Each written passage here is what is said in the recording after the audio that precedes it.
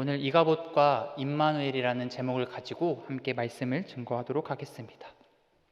최근에 제 핸드폰이나 인터넷을 할 때마다 눈에 띄는 알림이 하나 있었습니다. 여러분도 이 알림을 받아본 적이 있으실 텐데요. 알림의 제목은 이렇게 시작했습니다.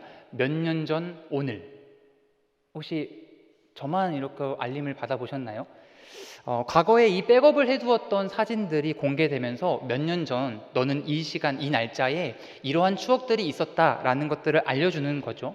보니까 제가 모교회에서 수련회를 했던 사진들이나 또 군대 동기들이랑 일본 여행을 갔던 사진들, 그리고 제가 이런 사진을 찍혔었나 싶을 정도로 정말 다양한 사진들을 보고도 잠시 추억에 잠겨 있었습니다. 이처럼 과거에 찍힌 사진이더라도 그것은 과거를 회상케 하는 충분한 역할을 해줄 수 있는 것이죠. 그런데 오늘 본문에서도 과거를 회상케 하는 뿐만 아니라 교훈을 주는 이 매개체 역할의 인물이 등장을 합니다. 그 인물의 이름은 이가봇입니다. 이가봇의 어머니는 이름이 알려지지는 않았어요. 그런데 비느하스의 아내이고 엘리의 며느리라고 소개하고 있습니다. 오늘 본문에서는 이 여인이 이가봇을 해산하는 그 이야기를 기록하고 있는데요. 그녀가 낳은 아기 이가봇이라는 그 이름의 뜻은 썩 좋은 이름은 아니었습니다. 가봇이라고 하는 히브리어 카보드라고 하는 단어는요, 영광이라는 뜻이에요. 이 단어 자체만으로도 참 웅장한 느낌을 주는데 이 단어에 이라는 단어가 붙어서 영광이 없다, 영광스럽지 못하다, 도대체 어디에 영광이 있는가 라고 하는 다양한 번역을 할 수 있을 것 같습니다.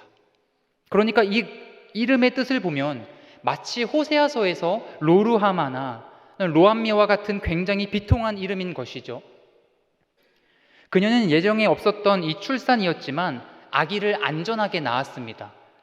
여인에게 있어서 아기를 낳는 것은 최고의 기쁨이고 또 새 생명을 얻는 선물과 같은 일인데 왜 그녀는 자신의 아들 이름을 이가봇, 영광이 떠났다라는 이 부정적인 의미로 지었을까요?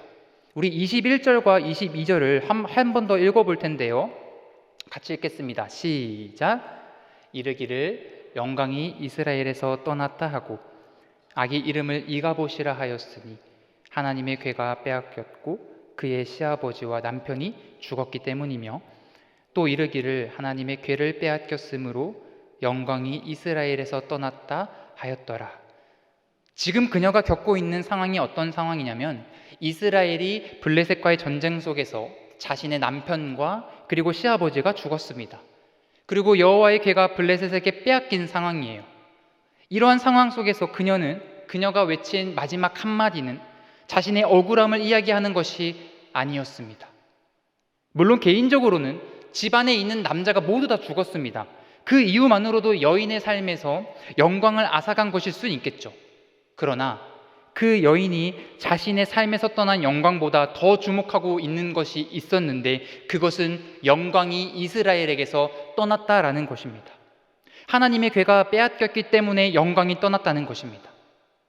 이 점을 강조하기 위해서 이 여인은 하나님의 괴를 빼앗겼다는 것과 영광이 이스라엘에서 떠났다라는 것을 두 번씩이나 반복하고 있는 것을 볼 수 있습니다. 그러니까 이 여인의 마지막 선포는 한 시대의 영적 상태를 보여주고 있는 것이라 할 수 있습니다. 앞장에서 이 홈리와 비느하스가 제사장으로 섬기고 있는 자들이었지만 그들은 하나님 여호와를 알지 못하였다라고 성경은 기록하고 있고요. 대제사장 엘리는 그 시대의 영적인 리더였고 사사로 이스라엘을 다스리고 있었지만 그 역할을 온전히 수행하지 못했습니다. 여러분, 사사는 어떤 인물입니까? 하나님께서 이스라엘의 왕이 없던 시절 자신의 백성을 보호하시기 위해서 그리고 구원하시기 위해서 하나님이 세우신 정치적이고 군사적인 지도자입니다. 재판관의 역할도 감당했죠. 하나님께서 사사를 세우셨다는 것은 하나님이 이 민족에게 구원을 보이시겠다는 뜻이 담겨져 있습니다. 그런데 하나님께서 엘리에게 말씀하시기를 네가 네 아들들 여호와 하나님을 알지 못하는 그 홈리와 비느하스를 나보다 하나님보다 더 중히 여겼다 이렇게 질책하고 있는 것이에요. 그러한 분위기 속에서 사무엘상 3장 1절은 이렇게 시작합니다. 여호와의 말씀이 희귀하여 이상이 흔히 보이지 않았더라. 사실상 그 시대에는 법궤를 빼앗겼기 때문에 영광이 떠난 것이 아니라 이미 영적으로 심각하게 타락해져 버린 시대였고 여호와의 말씀이 들리지 않는 시대였던 것이죠. 영광이 떠났다는 것은 사실 그 순간에 일어난 사건에 대한 이야기가 아니라 이미 그 시대의 종교가 겪고 있는 현실을 드러내 보여주고 있는 것이었습니다. 일단 우리가 이 이가봇이라는 단어를 마주했을 때 한 가지 감사할 수 있는 것은 그래도 우리에게 소망이 있다는 사실 때문입니다. 이 이름의 뜻이 굉장히 비통하고 또 안타까운 상황을 담아내고 있지만 성경은 여기서 끝나는 것이 아니라 여기에 대한 해결책으로 복음이라는 그 굿 뉴스가 이 문제를 해소할 수 있다는 기대감을 우리에게 주고 있기 때문이에요. 야곱이 형을 피해서 도망자의 신세로 자신의 고향을 떠나야 했던 그 창세기 28장의 내용을 기억하십니까? 그때에도 야곱이 어쩌다 마주친 곳에서 하루를 보내서야만 하는 그 절박한 상황을 우리에게 보여줬지만 그 뒤에는 하나님이 야곱을 그 아름다운 꿈속에서 만나주시는 이야기가 그려지고 있죠. 따라서 성경 안에서의 이 비극은 곧 희극의 전조현상이라고 할 수 있습니다. 여러분, 그렇다면 복음이 무엇입니까? 이사야 52장 7절의 말씀에서는 복음을 이렇게 소개하고 있습니다. 우리 함께 읽어볼까요? 시작! 좋은 소식을 전하며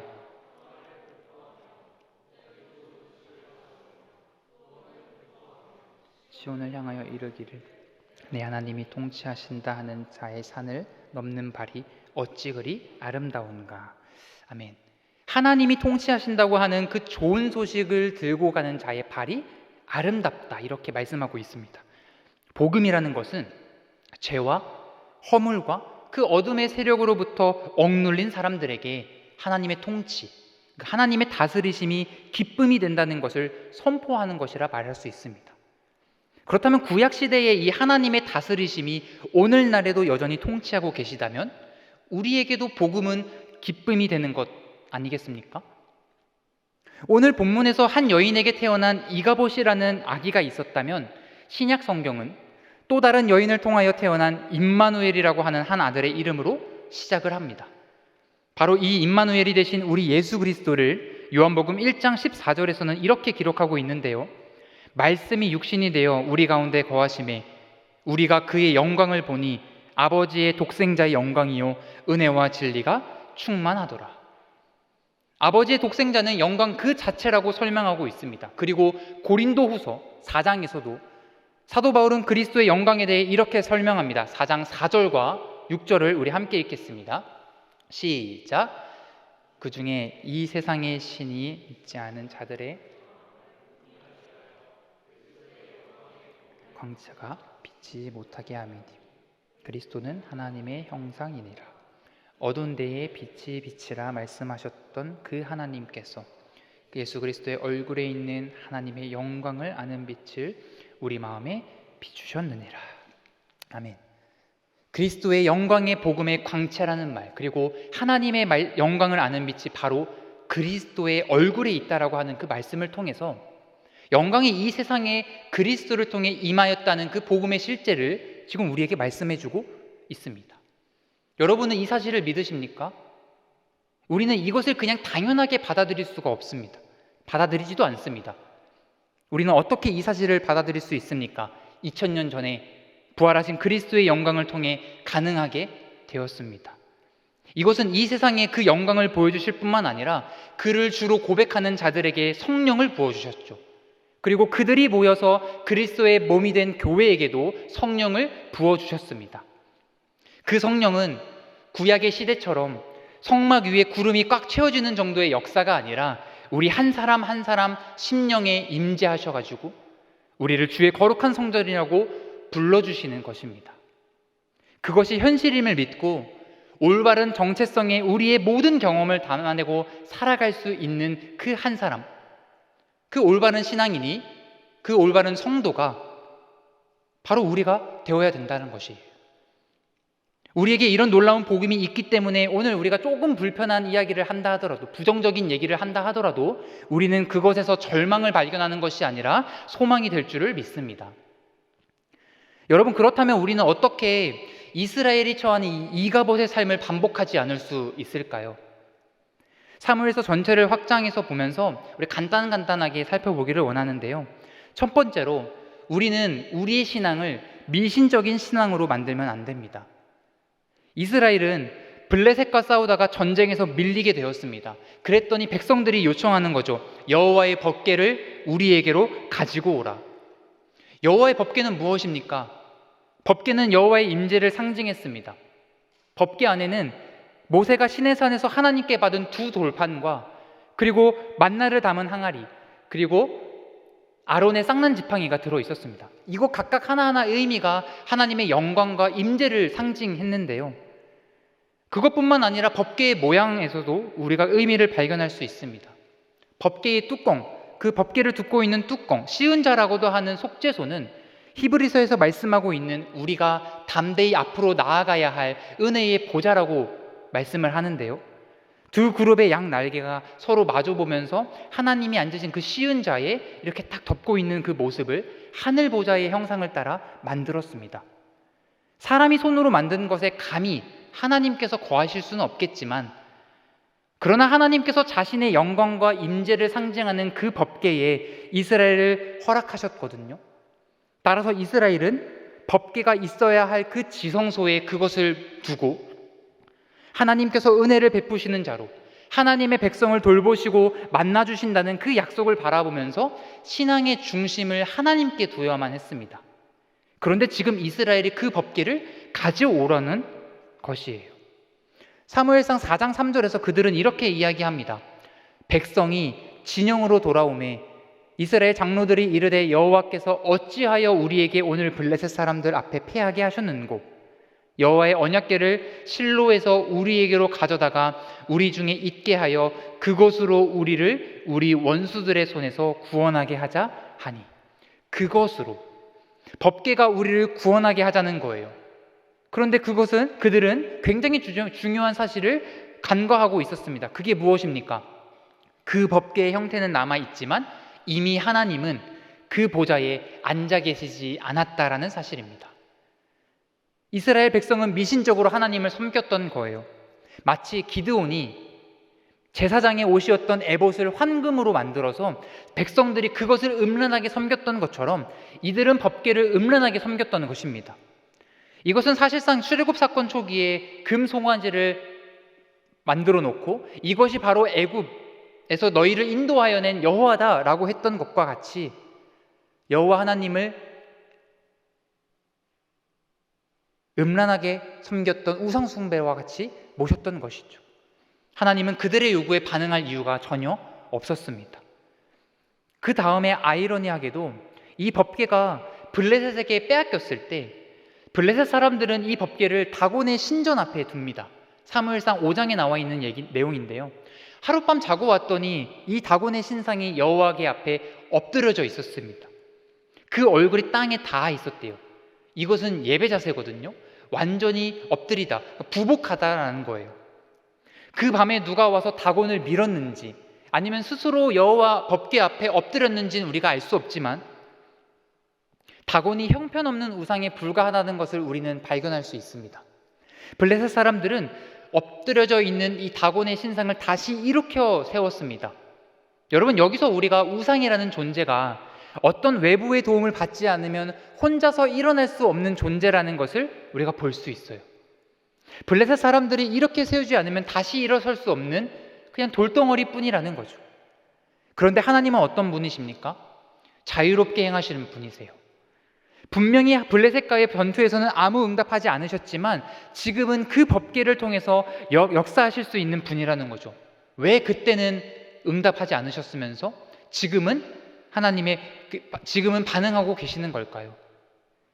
하나님은 하나님의 때에 하나님의 방법으로 역사하는 분이시기 때문입니다. 중요한 것은 우리가 아니라 하나님 자신이라는 거예요. 그래서 우리는 하나님에 대해서 알아야 합니다.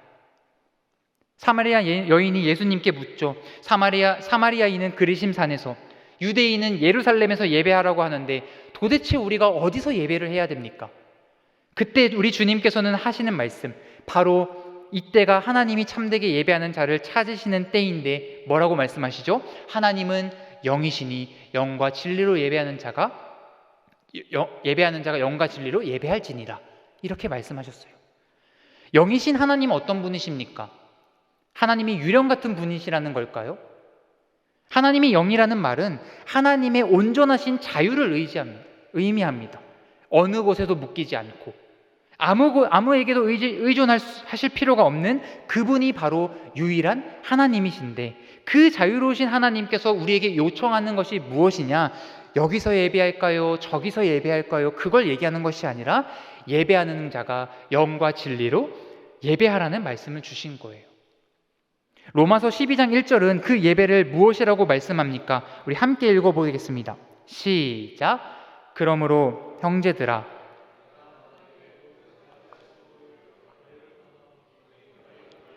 기뻐하시는 거룩한 산 제물로 드리라. 이는 너희가 드릴 영적 예배니라. 우리의 몸을 하나님께 거룩한 산 제사로 드릴 때 어떤 일이 벌어지죠? 이것이 너희가 드릴 영적 예배니라 라고 했습니다. 여기서 영적이라고 하는 헬라어 로기코스라는 단어는 합당하다, 합리적인 이란 뜻이에요. 사도 바울은 로마서 12장 1절이 나오기 바로 전에 이 구원의 경륜들을 모두 훑고 나서 마지막에 하나님을 찬양했습니다. 그리고 나서 터져나오는 경배가 있을 때 12장 1절을 말씀하고 있는 거예요. 그러므로 너희의 삶 자체를, 너희의 전 인격을 여호와께 합당한 예배로 드리는 것이 마땅하다, 이렇게 말씀하고 있는 것입니다. 두 번째로 우리가 잘못된 신앙의 문제는 호기심에서 비롯된다고 얘기할 수 있습니다.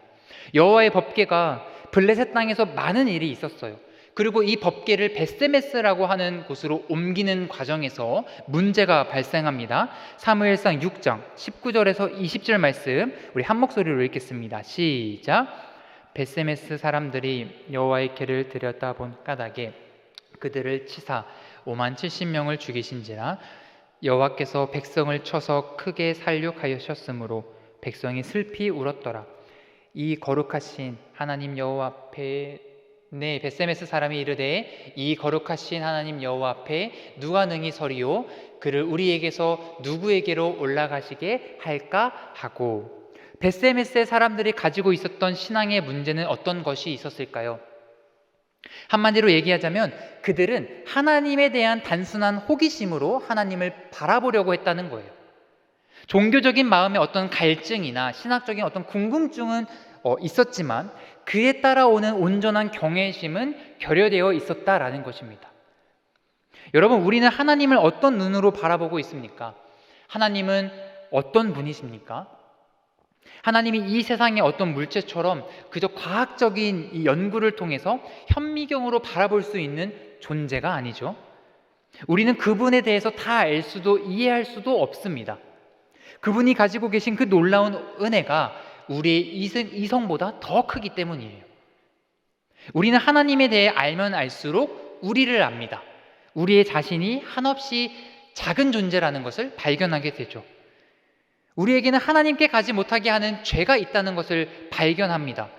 그러나 이것을 아는 것에서 끝나는 것이 아니라 죄를 해결하시기 위해 나를 구원하신 그분을 예배하고 경배할 수밖에 없는 자리로 우리가 찾아간다라는 거예요. 그래서 예배가 우리 삶의 목적이고 예배가 우리 삶의 이유가 된다는 것을 알게 됩니다.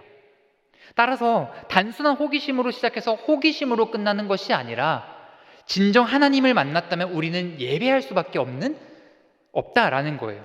그래서 벳세메스 사람들도 하나님의 이 형벌을 받고 이 거룩하신 하나님 여호와 앞에 누가 능히 설 수 있겠느냐, 이렇게 부르짖을 수밖에 없었습니다.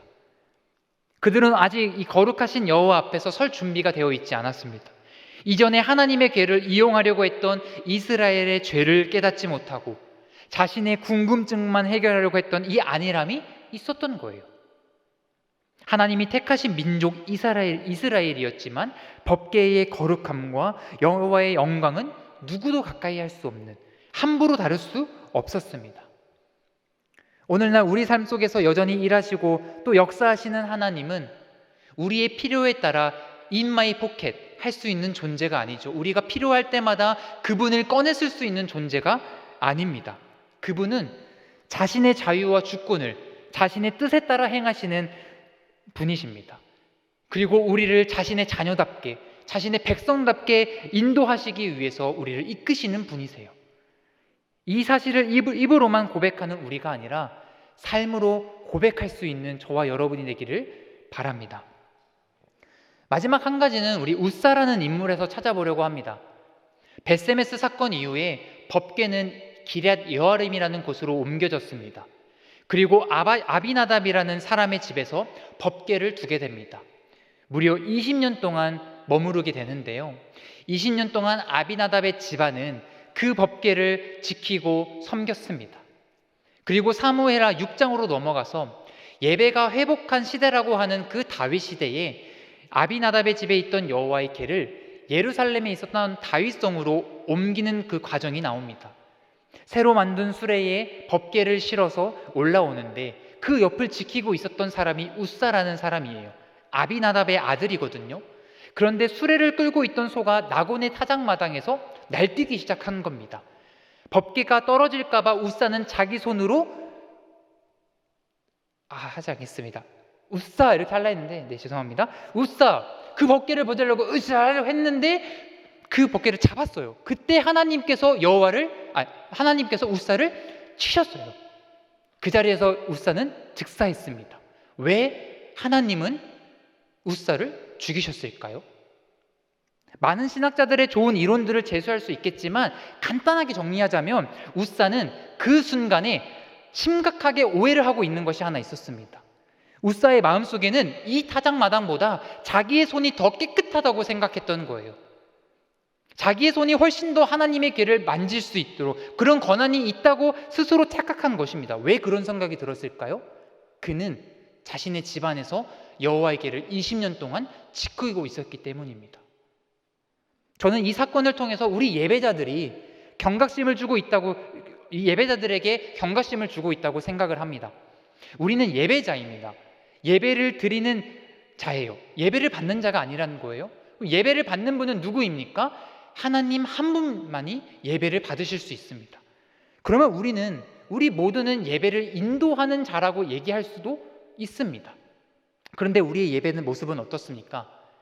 어느 순간 우리는 예배를 지키는, 자리를 지키는 사람으로 변해버리지는 않았습니까? 하나님을 만나는 그 자리에서 말씀을 사모하고 말씀을 통해 주시는 하나님의 그 놀라운 신비와 은혜로 하여금 내가 교회를 섬기고 또 교회를 세워나가는 대로 이끌어가야 되는데 하나님의 말씀은 어느 순간 들리지 않고 하나님께 집중하는 것보다 내가 가지고 있는 그 직분, 내가 섬기고 있는 그 자리를 차지하려고만 하는 그런 몰두하는 모습이 우리의 모습에는 없습니까? 예배자인 우리가 예배의 대상이 누구이고 또 우리는 예배자로서 어떤 자리에 있어야 하는지를 명확하게 하지 않으면 예배 가운데 하나님의 은혜는 상실해버리고 결국 그 자리의 상업적인 모습으로 우리의 예배 태도가 바뀌어 버릴 수 있는 것입니다. 오늘 이 저녁에 예배하는 예배자 여러분, 주님께서 우리를 부르실 때 참된 예배자로 부르셨습니다. 다윗은요, 참된 예배자의 모습이 무엇인지 보여줬습니다. 잠시 중단되었던 그 법궤 이동을 다시 재개하려고 했을 때 다윗은 법궤를 6걸음 이동시킨 이후에 하나님께 제사를 드렸습니다. 왜 이렇게 조심스러운 모습을 보였던 것일까요? 앞서 웃사가 여호와의 궤를 붙잡아서 죽임을 당한 사건이 있었기 때문입니다. 따라서 궤를 맨 사람들과 다윗은 조심할 수밖에 없었습니다. 행여나 하나님의 그 거룩한 자리를 침범하지는 않을까. 그리고 하나님이 여전히 살아계셔서 그 자리에서도 역사하신다는 그 두려운 현장감 때문에 다윗은 하나님의 마음을 기쁘시게 하기 위해서 제사를 드렸습니다. 이 두려운 마음이 경외심에서 나오는 모습이에요. 그러나 다윗은 두려움에만 떨고 있지 않았습니다. 여호와의 궤가 성으로 들어올 때 여호와 앞에서 진심으로 춤을 췄습니다. 성경은 온 힘을 다해서 춤을 췄다고 기록했는데요. 그 모습을 본 미갈이 뭐라고 얘기합니까? 당신은 그 많은 사람들 앞에서 왕으로서의 채통을 지키지 않았다. 근데 다윗은 뭐라고 하냐면요, 나는 여호와 앞에서 한 것이다, 이렇게 이야기합니다. 그의 예배는 여호와 앞이라는 코람데오의 마음이 있었던 것입니다. 다윗의 예배는 하나님 앞에서 보여주는 재롱잔치가 아니었습니다. 하나님의 임재를 맞이하는 격한 환영식이었습니다. 누가 시켜서 하는 형식적인 예배가 아니라 그의 지정의가 하나 되어서 드리는 예배, 그것이 바로 참된 예배라는 것을 우리에게 보여주고 있는 것입니다. 말씀을 마무리하려고 합니다. 우리는 어떻게 이 다윗의 예배에 참여할 수 있을까요? 우리는 할 수 없습니다. 왜냐하면 우리의 죄성이 그것을 방해하기 때문입니다. 그러나 진정한 다윗의 참 후손인 예수 그리스도의 역사를 믿음으로 말미암아 우리는 그 예배에 참여할 수 있습니다. 그가 부어주시는 성령이 우리 마음속에 우리를 끊임없이 회심의 과정으로 이끌어 주실 것입니다. 또한 성령의 인도하심이 우리가 보이는 대로만 행하는 것이 아니라 보이지 않는 것에도 확실한 믿음을 주셔가지고 주께 순종할 수 있도록 인도해 주실 때 우리는 주님 앞에서 합당한 예배, 정직한 예배, 여호와를 즐거워함으로 그를 영화롭게 하는 예배를 드릴 수 있습니다. 그 예배가 회복될 때 우리의 삶은 하나님의 영광이 떠난 이가봇의 삶이 아니라 하나님의 임재로 가득 채워지는 임마누엘의 삶이 저와 여러분의 삶이 되길 주님의 이름으로 축복합니다. 아멘.